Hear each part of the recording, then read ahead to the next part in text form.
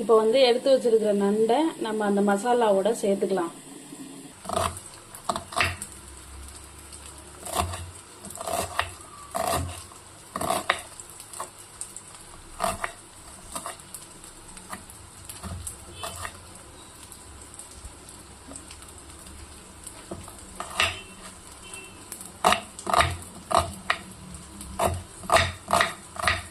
இப்போ வந்து நண்டு வறுவல் செய்ய போகிறோம். அதுக்கு நண்டை கழுவி மஞ்சப்பொடி போட்டு வாஷ் பண்ணி வச்சுருக்குறோம்.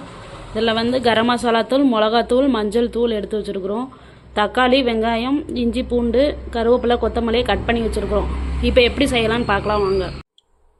இப்போ கடாயில் எண்ணெய் ஊற்றி எண்ணெய் காஞ்சிருச்சு, நம்ம சோம்பு போட்டுக்கலாம்.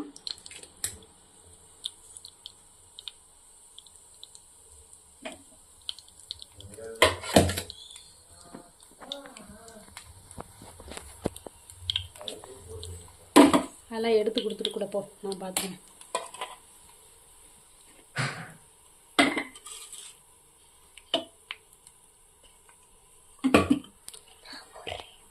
சோம்பு இப்போ நல்லா பொரிஞ்சிருச்சு, நம்ம வந்து ஆனியனை சேர்த்துக்கலாம்.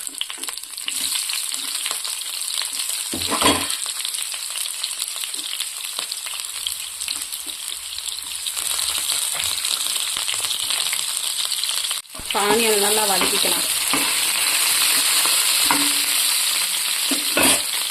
இதோட தக்காளி சேர்த்துக்கலாம். நம்ம அதுக்கு கொஞ்சம் உப்பு போட்டு நல்லா வதக்கிக்கலாம்.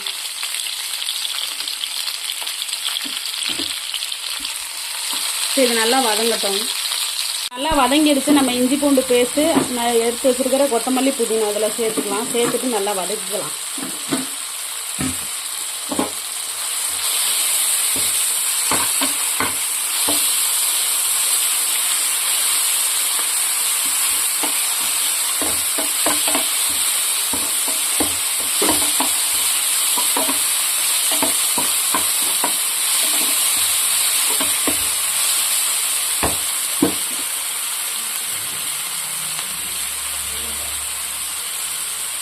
இப்போ நல்லா வதங்கிடுச்சு. எடுத்து வச்சிருக்க மசாலா பொடியை சேர்த்துக்கலாம்.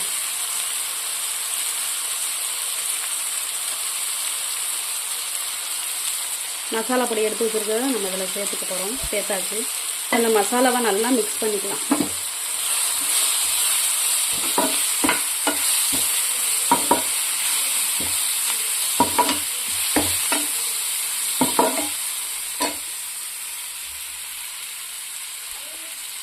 இதுக்கப்புறம் நம்ம கழுவி வச்சு மஞ்சப்பொடி போட்டு நல்லா கழுவி வச்சுருக்கிற நண்டை இதில் சேர்த்துக்கலாம். இந்த மசாலாவோட நல்லா மிக்ஸ் பண்ணிக்கலாம். இப்போ நண்டு நல்லா மசாலாவோட மிக்ஸ் ஆகிருக்கு. அதோட நம்ம எடுத்து வச்சுருக்க கொஞ்சம் தண்ணியை சேர்த்து ஒரு 10 நிமிஷம் அப்படியே குக் பண்ணலாம்.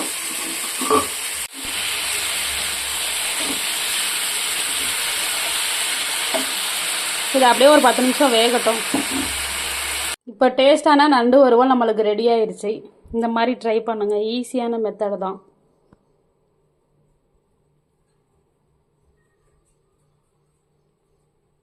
இப்போ டேஸ்டான நண்டு வறுவல் ரெடி ஆயிடுச்சு.